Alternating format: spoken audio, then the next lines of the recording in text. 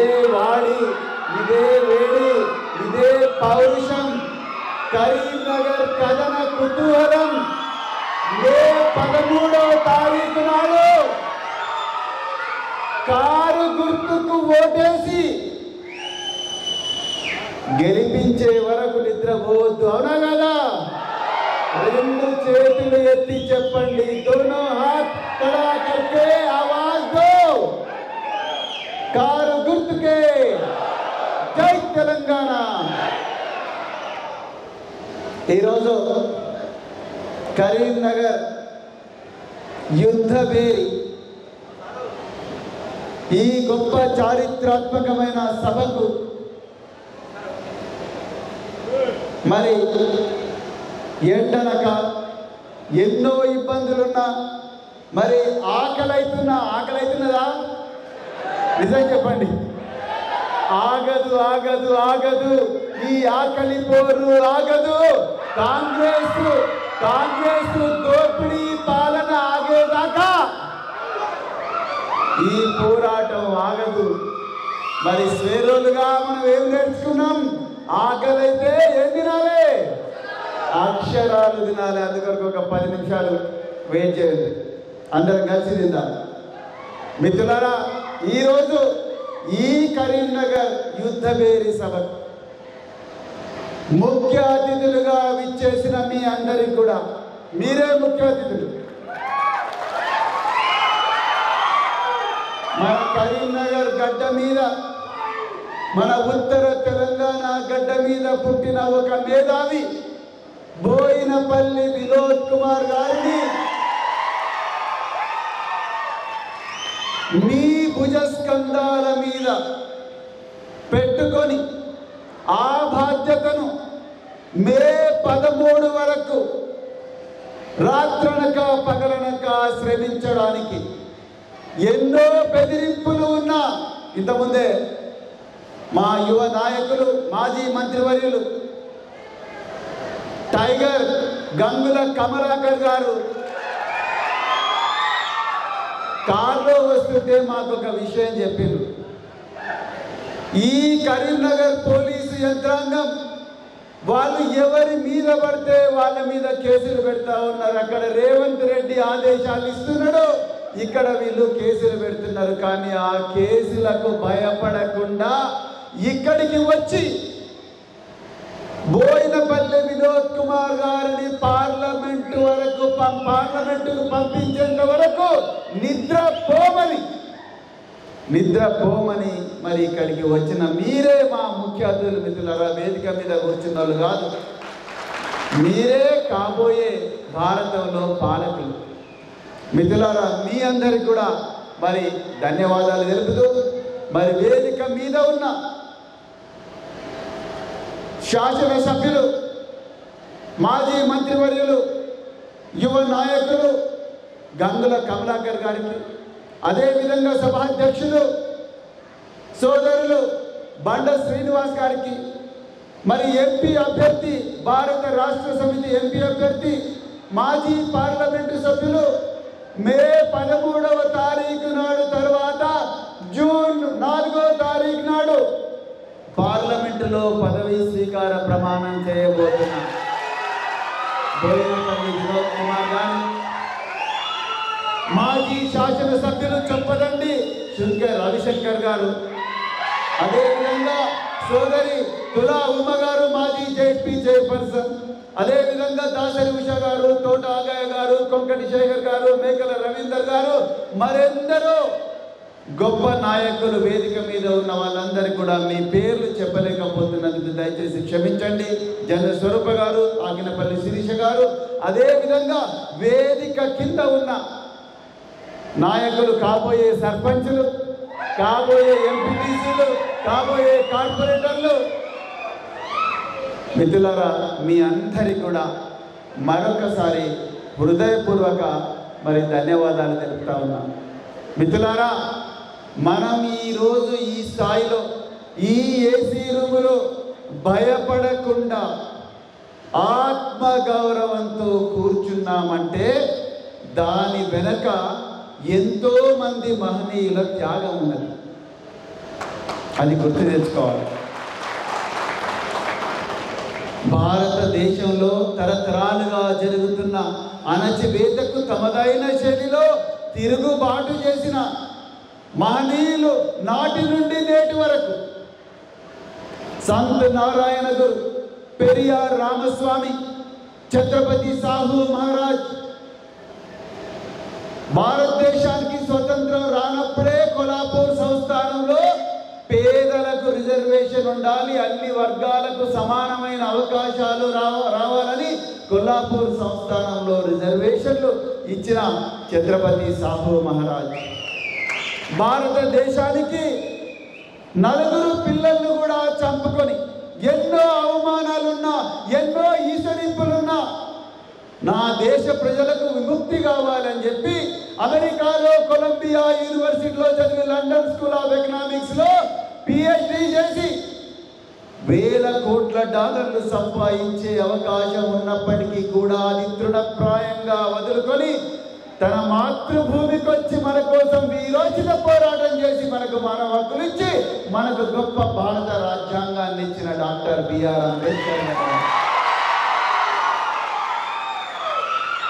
Vote हमारा, राज तुम्हारा, नहीं चलेगा, नहीं चलेगा అంటూ మరి బాబాసాహెబ్ అంబేద్కర్ గారు ఎక్కడైతే నా వర్గ ప్రజల కోసం ఇంత త్యాగం చేస్తే వాళ్ళు నాకే వన్నుపోటు పొడిచారని మార్చి 18వ తారీఖు నాడు 1953వ సంవత్సరంలో ఆగ్రాలో కన్నీళ్లు పెట్టుకొని ఏడుస్తున్నప్పుడు ఒక మహనీయుడు 1970వ సంవత్సరంలో తన విలువైన సైంటిస్ట్ ఉద్యోగాన్ని వదిలేసి పూనాలో అక్కడి నుండి కాశ్మీర్ నుంచి కన్యాకుమారి వరకు, గుజరాత్ నుండి బెంగాల్ వరకు సైకిల్ మీద 60 సంవత్సరాల వయసులో తిరిగి ఈ దేశంలో బహుజన వాదాన్ని పరిచయం చేసిన కాన్షీరామ్ గారి వరకు.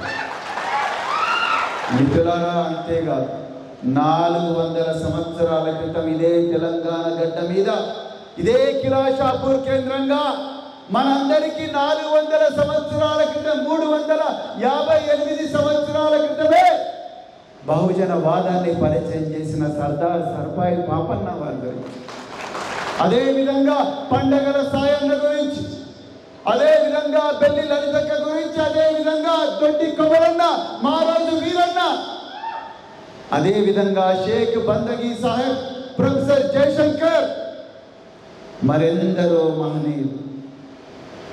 అదేవిధంగా మలిదశ తెలంగాణ ఉద్యమం, మలిదశ తెలంగాణ ఉద్యమంలో మరి ఏ ఎస్ఆర్ఆర్ కళాశాల మైదానం నుంచి పక్క నుంచి మాట్లాడుతున్నామో ఆ మలిదశ తెలంగాణ ఉద్యమం పురుడు పోస్తున్నప్పుడు ఆ కేసీఆర్ గారు తన విలువైన మంత్రి పదవికి రాజీనామా, తృణప్రాయంగా రాజీనామా చేసి ఇదే కరీంనగర్, ఒకప్పటి కల్లోల జిల్లా, నేడు కోటి కాంతుల జిల్లా అయిన ఈ కరీంనగర్ జిల్లాకు ఇదే ఎస్ఆర్ కళాశాల మైదానంలో మరి మే నెలలో 2001వ సంవత్సరంలో మీటింగ్ పెట్టి ఆ మీటింగ్ వల్ల అక్కడ పురుడు పోసుకున్న మలిదశ తెలంగాణ ఉద్యమానికి ప్రభావితులై మన కోసం ప్రాణత్యాగం చేసిన, మనందరి సుఖం కోసం, ఈ ఏసీ రూమ్ కోసం, మనందరి ఆత్మగౌరవం కోసం, మన బిడ్డల భవిష్యత్తు కోసం, మన బిడ్డల బంగారు భవిష్యత్తు కోసం ప్రాణత్యాగం చేసిన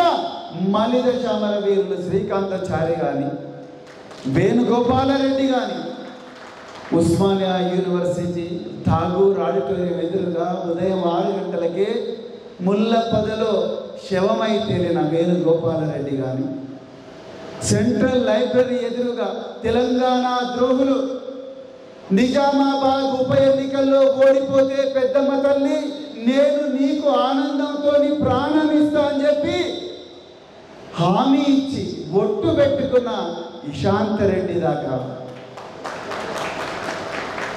నిజామాబాద్లో ఉప ఎన్నికల్లో డి శ్రీనివాస్ గారు కాంగ్రెస్, అప్పుడు లక్ష్మీనారాయణ అనే వ్యక్తి వేరే పార్టీ, వాళ్ళిద్దరి మధ్యలో పోటీ ఉంటే ఆనాడు కాంగ్రెస్ పార్టీ ఓడిపోతే, తెలంగాణకు ద్రోహం చేసిన కాంగ్రెస్ పార్టీ ఓడిపోతే నేను నా ప్రాణం ఇస్తానని, ఆనందంతో నేను ప్రాణాలు తీసుకుంటానని సెంట్రల్ యూనివర్సిటీ లైబ్రరీ ఎదురుగా, సెంట్రల్ ఉస్మానియా యూనివర్సిటీ సెంట్రల్ ఎదురుగా శవమై తేలిన ఇషాంత్ రెడ్డి త్యాగాన్ని గుర్తు తెచ్చుకోవాలి.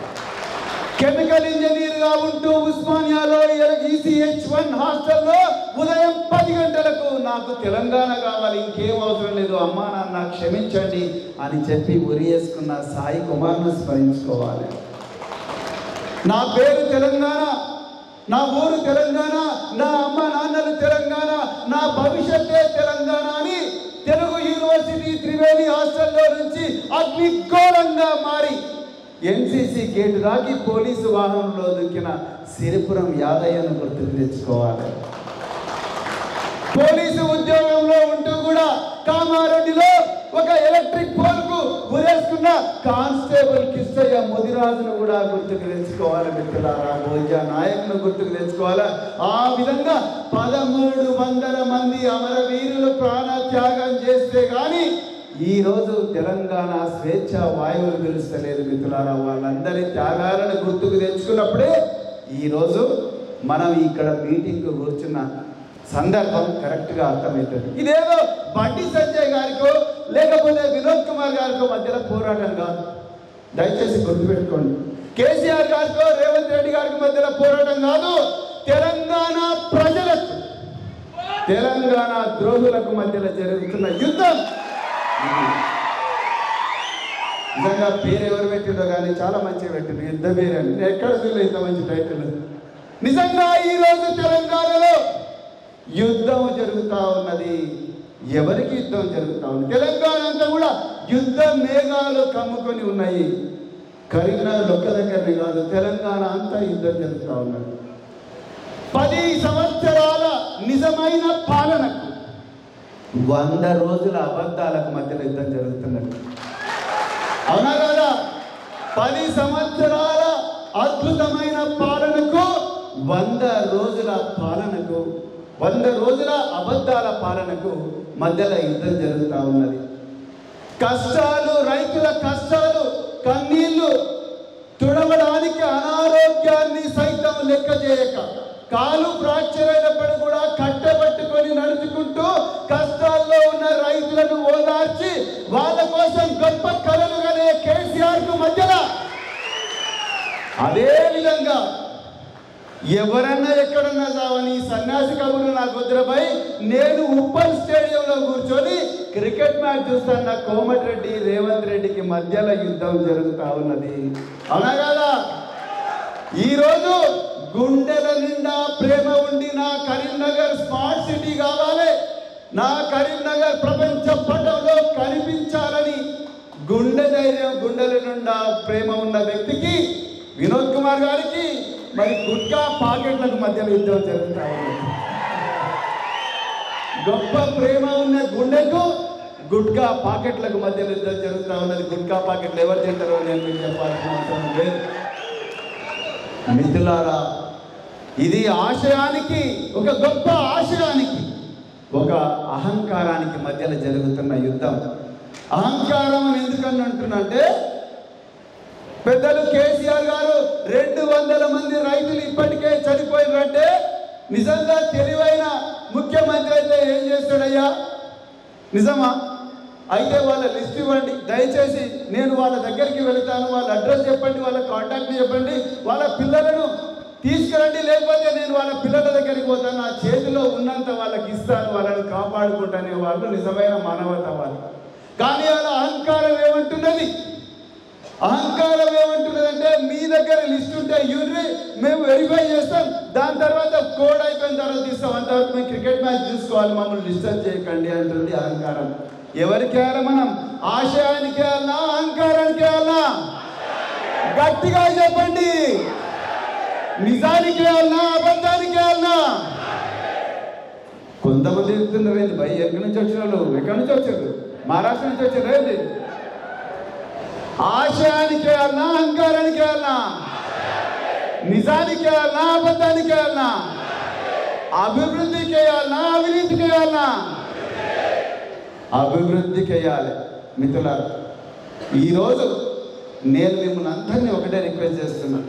మరి మానాల నుంచి వచ్చిండ్రు, శుద్ధాల నుంచి వచ్చిండ్రు, మీరు దుమాల నుంచి వచ్చిండ్రు, అడవి దాచారం నుంచి వచ్చిండ్రు, ముస్తాబాద్ నుంచి వచ్చిండ్రు, అదే విధంగా మరి శనిగరం నుంచి వచ్చిండ్రు, బెజ్జంకి నుంచి, గుండ్లపల్లి నుంచి, అక్కడి నుంచి ఉస్నాబాద్, గాంధీనగర్, అక్కన్నపేట, అదే విధంగా ఇల్లందకుంట, అక్కడి నుంచి దుబ్బ్యాలకు పోయి, దుబ్బ్యాల నుంచి సీదా ఎదురుగట్టపల్లికి వచ్చి, ఎదురుగట్టపల్లి నుంచి కొడిమ్యాల గుట్టల నుంచి, కోనాపూర్ దగ్గర నుంచి, మల్యాల నుండి మరి ఇక్కడికి యశ్వంతాపురం నుండి చొప్పదండి దాకా వచ్చి, చొప్పదండి నుంచి ఇక్కడికి వచ్చిన మీ అందరికీ కూడా నేను ఒక్కటే చెప్తున్నా మిత్రులారా, దయచేసి ఈ రోజు నుంచి మీరు సైనికులుగా మారి ఊరూర పోవాలి మిత్రులారా. ఇది నేను మళ్ళీ ముందరే చెప్తున్నా, ఇది వినోద్ కుమార్ గారికో లేకపోతే బండి సంజయ్ గారికో మధ్యలో జరుగుతున్న పోరాటం కాదు.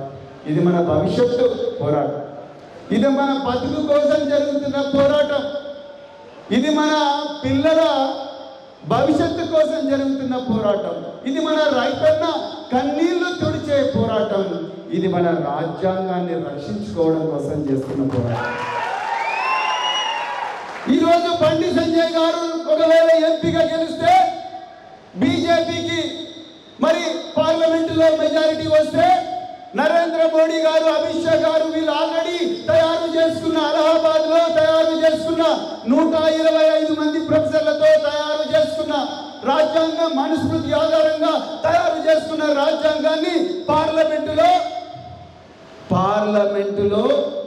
ఆమోదిస్తే ఆ రోజు బండి సంజయ్ చేతి పైకెత్తుతాడా, కిందికి తీస్తాడా? చాలా మంచి పని చేసిండ్రు మోడీ గారు అంట. నిజంగా రాజ్యాంగంలో ఏమిటో కూడా బండి సంజయ్ గారికి తెలియదు, తెలిసే అవకాశం లేదు. అవునా కదా? గట్టిగా చెప్పండి. తెలిసే అవకాశం లేదు. కేవలం చేతి ఎత్తే ఎంపీనే కావాలన్నా, మీకు ఒక నెంబర్ కావాలన్నా, మెంబర్ ఆఫ్ పార్లమెంట్ కావాలన్నా, నెంబర్ ఆఫ్ పార్లమెంట్ కావాలన్నా, మెంబర్ కావాలన్నా, నెంబర్ కావాలన్నా, మెంబర్ కావాలి. నేను ఇంతకుముందు వారి బయో చదువుతుంటే ఆయనకు వచ్చిన అవకాశం 5 సంవత్సరాలు. 5 సంవత్సరాల్లో వారు అడిగిన ప్రశ్నలు 553. ఒక పార్లమెంటు సభ్యుని సమయంలో పార్లమెంటు కూర్చునేది కేవలం 280 రోజులు. 280 రోజుల్లో 553 ప్రశ్నలు అడిగిందంటే దాదాపుగా రోజుకు 2 ప్రశ్నలు అడిగిండు. ఇక మీకు ఇంకో స్టోరీ చెప్తాను. నేను నాగర్ కర్నూలులో పెద్దలు కేసీఆర్ గారి ఆశీర్వాదంతో నాగర్ కర్నూలులో నేను ఎంపీ అభ్యర్థిగా పోటీ చేస్తున్నా. నా ప్రత్యర్థి ఒక అబ్బాయి భరత్ అని, వాళ్ళ నాన్నగారు పోతుగంటి రాములు. ఈ పోతుగంటి రాములు గారు ఆయన 283 రోజులకు 220 రోజులు పార్లమెంటులో కూర్చున్నారు. ఆయన అడిగిన ప్రశ్నలు ఏంటండి? 6, కేవలం 6. మరి ఇప్పుడు పెద్దలు వినోద్ కుమార్ గారు ఏం చెప్పాలి? మరి 223 రోజుల్లో ఆయన ఏం చేసిండో ఏందో. మరి ఇలాంటి వాళ్ళని పంపిద్దామా? మీకు శివాలు కావాలన్నా, శివాలు కావాలన్నా, మసీదులు చదువుదామా, ఇంకేం చదువుదామా అనే వ్యక్తులు, విధ్వంసకారులు పార్లమెంటులో కూర్చుంటే రాజ్యాంగం భద్రంగా ఉంటుందా? రాజ్యాంగం పైలంగా ఉంటుందా? ఉండదు మిత్రులారా.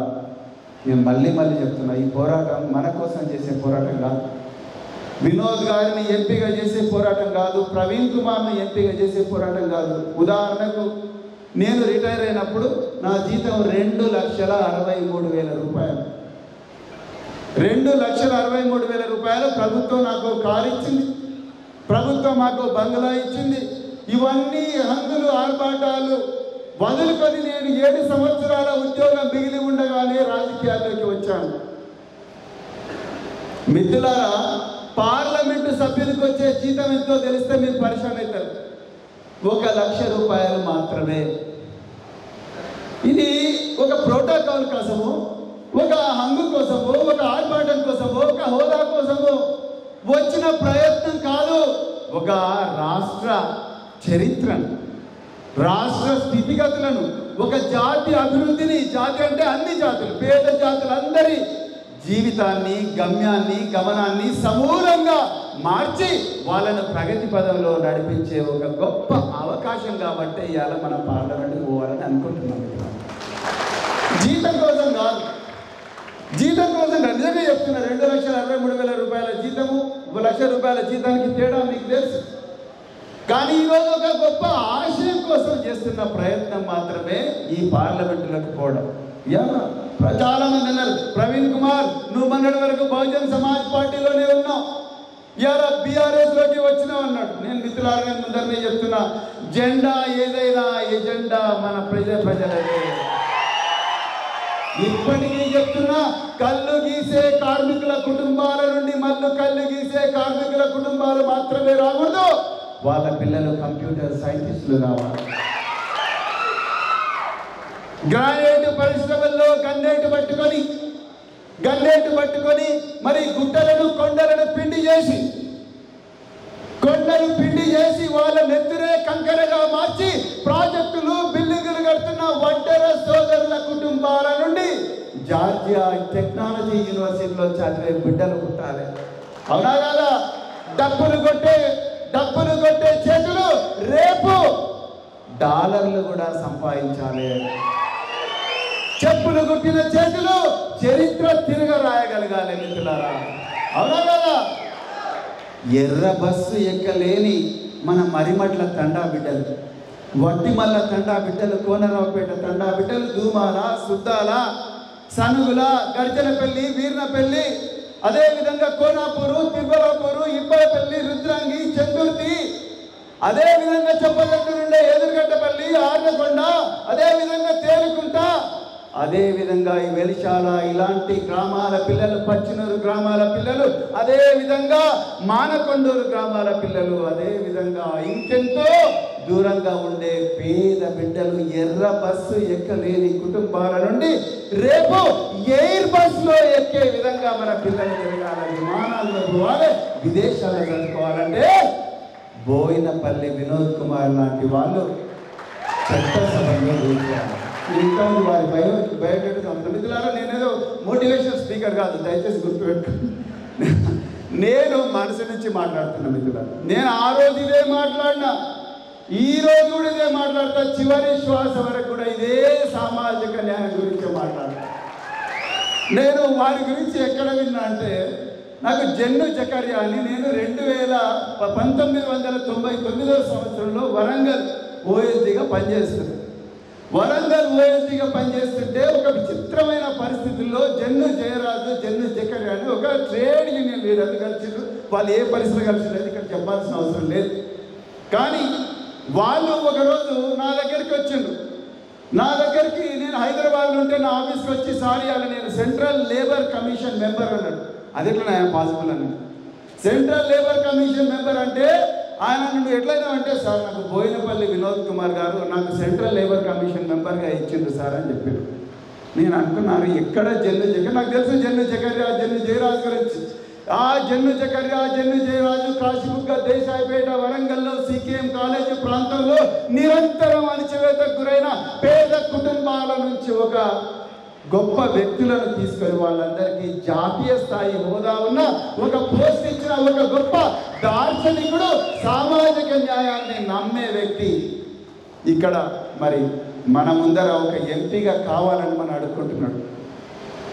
మిత్రులారా, నేను గంగుల కమలాకర్ గారు, ఆనాడు ఈటల రాజేందర్ గారు కూడా మినిస్టర్గా ఉన్నారు. బోయినపల్లి వినోద్ కుమార్ గారు ఇక్కడనే కలెక్టరేట్ కాంప్లెక్స్ ఎదురుగా అంబేద్కర్ స్టడీ సర్కిల్, బండారు శ్రీనివాస్ దానికి డైరెక్టర్గా ఉండే అంబేద్కర్ స్టడీ సర్కిల్ దగ్గరకు పోయి దాన్ని ఎంత గొప్పగా వారు తయారు చేసినట్టే అక్కడి నుంచే ఈరోజు ఐఏఎస్లు, ఐపీఎస్లు, ఐఎఫ్ఎస్లు తయారయ్యే అవకాశం ఉన్నది. ఆల్రెడీ చాలామంది కూడా ఎస్ఐలు, సిఐలు. ఒక్కసారి ఆలోచించండి.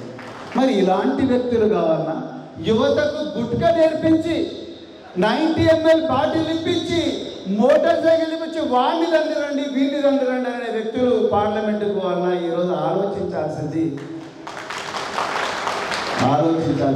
వేములవాడ ప్రజలు, సిరిసిల్ల ప్రజలు, కరీంనగర్ ప్రజలు, చొప్పదండి ప్రజలు, మానకొండూరు ప్రజలు, శంకరపట్నం ప్రజలు, కొండ బల్కల ప్రజలు, గట్టు దుద్దెనపల్లి ప్రజలు, శివరాంపల్లి ప్రజలు, సైదాపూర్ ప్రజలు, గాంధీనగర్ ప్రజలు, అక్కన్నపల్లి ప్రజలు. మీరు ఆలోచించాలి. కొత్తకొండ ప్రజలు, మల్లారం ప్రజలు, మీరు అందరూ కూడా ఆలోచించాలి. ఎవరిని పంపించాలి? బండి సంజయ్ గారు చెప్తున్నట్టు వీళ్ళని పంపిద్దామా, లేకపోతే ఇదే బిడ్డలను తీసుకొని వీళ్ళను చొప్పదండిలో రుక్మాపూర్లో ఉండే సైనిక్ స్కూల్ నుంచి 1300 కోట్ల రూపాయల విలువైన యుద్ధ విమానాలను నడిపించే పైలట్లను తయారు చేసే స్కూళ్లను పెట్టడానికి కలలు కంటున్న వినోద్ కుమార్ లాంటి వారిని పంపించాలి. గంగుల కమలాకర్ గారు ఒక గొప్ప దార్శనికుడు. నేను ఎస్పీగా ఉన్నప్పుడు కార్పొరేటర్గా ఉండే, ఈరోజు మరి నేను అధికారిగా ఉన్నప్పుడు అదే ప్రభుత్వంలో ఆయన ఒక మినిస్టర్ స్థాయికి అయ్యాడు. పొన్నం ప్రభాకర్ గారు కూడా అదే విధంగా మినిస్టర్ స్థాయికి వచ్చిన వీళ్ళిద్దరు కూడా యూత్ లీడర్స్. అప్పుడు వాళ్ళ పార్టీ లేవైనప్పుడే రాజకీయాలు మాట్లాడడానికి రాలేదు. కానీ వీళ్ళందరికీ నాయకులుగా తర్ఫీదులు ఇచ్చే వ్యవస్థను తయారు చేసే ఒక ఎంపీ కావాలన్నా, లేకపోతే పోలీస్ స్టేషన్లలో రౌడీ షీటర్లు ఇక్కడ ఉన్నారని చెప్పి ఒక లిస్టులో మన బిడ్డలు రౌడీ షీటర్లుగా ఉండే వ్యవస్థ కావాలన్నా మీరు ఆలోచించాలి. ఇక కాంగ్రెస్ వాళ్ళకైతే ఇంతవరకు అభ్యర్థి దొరుకుతలేడు. నాకేదో కాంగ్రెస్ ఉన్నదా, లేకపోతే తుక్కుగూడలో రోజు తుక్కు తాగే జన జాతర అని నాకు పేరు పెట్టిన అనుకున్నా. జనాలు మిమ్మల్ని పాతర పెడతారు అలా అనుకున్నా నేను. దాని పేరు జన జాతర అని పెట్టారు. అంటే రేవంత్ రెడ్డి గారు ప్రజాపాలన అంటాడు. రేవంత్ రెడ్డి గారు మీది ప్రజాపాలన కాదండి, మీది ప్రతీకార పాలన. ప్రజాపాలన కాదు, మీది బరాబర్ ప్రతీకార పాలన. ఏమన్నారయ్యా రేవంత్ రెడ్డి గారు మీరు నిన్న తుక్కుగూడలో? బిడ్డ నేను జానారెడ్డిని కాదు, నీ పేగులు తీసి మెడకేసుకుంటా. ఇవేనా మాటలు వచ్చేది? ఇవేనా ఒక ముఖ్యమంత్రి గారు మాట్లాడే మాటలు? నువ్వేం చేస్తావు? నిన్ను జైలుకు పంపిస్తే అక్కడ డబుల్ బెడ్రూమ్ కట్టుకో. అరే జైలు మాట ఎందుకు వచ్చిందండి? ఇక్కడ అభివృద్ధి గురించి మాట్లాడుతున్నారు. అరే మీరు చూడండి అబ్బా, 3వ శతాబ్దం క్రీస్తు పూర్వము 3వ శతాబ్దం ఈ తెలంగాణని ఏలిన శాతవాహనుల దగ్గర నుంచి 7వ శతాబ్దంలో మనల్ని ఏలిన తూర్పు చాళుక్యుల నుంచి కానీ, అక్కడి నుండి 11వ శతాబ్దం 12వ శతాబ్దం మన ఏలిన కాకతీయుల నాటి వరకు కానీ, దాని తర్వాత మసునూరు నాయకుల నుంచి కానీ, పద్మ నాయకుల నుండి కానీ, దాని తర్వాత రాష్ట్రకూటులు కానీ, విజయనగర సామ్రాజ్యం కానీ, దాని తర్వాత మన ప్రాంతానికి వచ్చిన బహుమని సుల్తాన్ నుండి కానీ, మొఘల్ వంశస్థుల నుండి కానీ, కుతుబ్ షాహీల నుండి కానీ, ఆసఫ్ జాహీల వరకు, నిజాం పాలన వరకు వాళ్ళు ఎవరైనా కరువులు వస్తే, నీళ్లు రాకపోతే శ్వేతపత్రాలు రిలీజ్ చేసిందా? గత ప్రభుత్వాలను నిందించిందా? మీరు ఎప్పుడైనా వాళ్ళ శాసనాలను చూసిండ్రా? కోటి లింగాల కానీ, ఎలగందుల గుట్టల మీద కానీ, రామగిరి కిల్లా మీద కానీ ఎక్కడైనా మీరు ఈ శాసనాలు పలాని ప్రభుత్వం ఇట్లా చేసింది, ఇదే మా శ్వేతపత్రం అని రాసిండ్రా వాళ్ళు ఎప్పుడైనా? అశోకుని దగ్గర నుండి ఆసఫ్ జాహీల వరకు, గోల్కొండ సుల్తాన్ల వరకు, పండుగల సాయన్న వరకు, సర్దార్ సర్వాయి పాపన్న కోటల వరకు ఎవరు కూడా గత ప్రభుత్వాలను నిందిస్తూ రోజు దాంట్లోనే కాలం గడిపి సమయాన్ని వృధా చేస్తున్న పాలకుల గురించి ఎక్కడ కూడా రాయబడలేదు మిత్రులారా. వాళ్ళు చేతినంత కాడు కట్టిన కరువులు ఎప్పుడూ వస్తాయి. నీళ్ళు నీళ్ళనే జాగ్రత్తగా వాడుకున్నారు. ఉన్న నీళ్ళనే 500 మీటర్లను అంటున్నారు వాళ్ళు. 500 మీటర్లను మరి ఎత్తే ఒక దార్శనికుతున్న పాలకుడు మరి అలా కేసీఆర్ గారు ఉన్నారు. మరి దాని మీద శ్వేతపత్రం తీస్తావా? ఉన్న ఇన్ఫ్రాస్ట్రక్చర్ను, మౌలిక సదుపాయాలను వాడుకొని ప్రజలకు ఇంకా అంతకన్నా గొప్ప పాలనని అందించాలని కలలుగానే వ్యక్తి ఉండాలి. అంతే తప్ప రోజు శ్వేతపత్రాలు ఆనాడు కాకతీయులు చేయలేదు, ఆనాడు కుతుబ్ షాహీలు చేయలేదు, ఆనాడు శాతవాహనులు చేయలేదు. మరి మీరేంది కొత్తగా గొప్ప పాలన? ప్రజాపాలన కాదు, ప్రజాపీడన. బరాబర్ ఇది ప్రజాపీడన. లేకపోతే 6 గ్యారంటీలు ఎక్కడ వచ్చినాయి? ఎక్కడున్నాయి 6 గ్యారంటీలు? గ్యారంటీలు కాదు, ఇది గారడీల పాలన. గ్యారంటీల పాలన కాదు, తెలంగాణలో గారడీల పాలన. అందుకొరకే మీ అందరికీ చేతులు జోడించి నేను ఒక్కటే రిక్వెస్ట్ చేస్తున్నా మిత్రులారా, దయచేసి అబద్ధాలను నమ్మకండి, నిజాలను ప్రజల దగ్గరికి పోసుకొని పోవాలని మళ్ళీ చెప్తున్నా. వినోద్ కుమార్ గారిని ఏదో ఎంపీ చేయాలనో కాదు, మన జీవితాలను మార్చుకోవడం కోసం, రాజ్యాంగాన్ని రక్షించడం కోసం, మన మహనీయులు మన కోసం చేసిన త్యాగాన్ని వృధా కాకుండా, నీరు గార్చకుండా దాన్ని కాపాడుకోవడం కోసం, పుట్టబోయే మన బిడ్డల భవిష్యత్తు కోసం, మన బిడ్డలకు గొప్ప సైనిక్ స్కూల్స్ రావడం కోసం, మన కరీంనగర్ జిల్లాకు మరొక్కసారి సస్యశ్యామలం కావడం కోసం ఇది ఒక గొప్ప స్మార్ట్ సిటీ కాదు, ప్రపంచమే మెచ్చే విధంగా కొత్త కరీంనగర్ను నిర్మించుకోవడం కోసం, రైల్వే లైన్ పూర్తి చేసుకోవడం కోసం, జాతీయ రహదారులను మళ్ళీ నిర్మించుకోవడం కోసం, అదే విధంగా మన బిడ్డలకు చక్కటి చదువు ఇవ్వడం కోసం, మన బిడ్డలు అంతర్జాతీయ విపణిలో మన బిడ్డలు కూడా చాలా గొప్పగా కోట్లాది రూపాయలు సంపాదించడం కోసం, మన బిడ్డలు కూలీ తల్లుల బిడ్డలు రేపు కంప్యూటర్ సైంటిస్టులు అయ్యే విధంగా తయారు చేసుకోవడం కోసం ఈరోజు ప్రతిరోజు కూడా ఉదయం 2 గంటలు, రాత్రి 2 గంటలు, ఎన్ని కష్టాలున్నా, మనసు మమత లాంటి సీరియల్లు ఎన్ని వచ్చినా, లేకపోతే ఎన్ని క్రికెట్ మ్యాచ్లున్నా, ఐపీఎల్ మ్యాచ్లున్నా అవన్నీ పక్కకు పెట్టి ఈ 40 రోజులు తప్పకుండా ఇంటింటికి పోయి ఏ గుర్తుకు ఓటేమని చెప్పాలి? 2 చేతులు ఎత్తి చెప్పండి. ఈ విషయంలో కన్ఫ్యూజన్ ఉండకూడదు. ఏ గుర్తుకు ఓటేయమని చెప్పాలి? కారు గుర్తుకు ఓటేయమని చెప్పాలి మిత్రులారా. కారు గుర్తుకు ఓటేసి అన్ని పార్టీల వాళ్ళు కూడా, మళ్ళీ చెప్తున్నా, మీకు బీజేపీ దోస్తులుంటే వాళ్ళని కూడా అడగండి, కాంగ్రెస్ దోస్తులుంటే వాళ్ళని కూడా అడగండి, అందరినీ కలిసి ఒక్కసారి ఏకగ్రీవంగా వినోద్ కుమార్ గారిని పార్లమెంటుకు పంపిద్దాం. మన రాజ్యాంగాన్ని రక్షించుకుందాం. తెలంగాణ గంగా జమున तहजीब ఏదైతే సంస్కృతి ఉందో ఆ సంస్కృతిని కాపాడుకుందాం. मेरे प्यारे मुसलमान भाइयों, मैं आप लोगों से यही मन से मैं गुजारिश कर रहा हूँ, दस्तूर खतरे में है, संविधान खतरे में है, ये दस्तूर को हिफाजत करना आपका फर्ज होगा.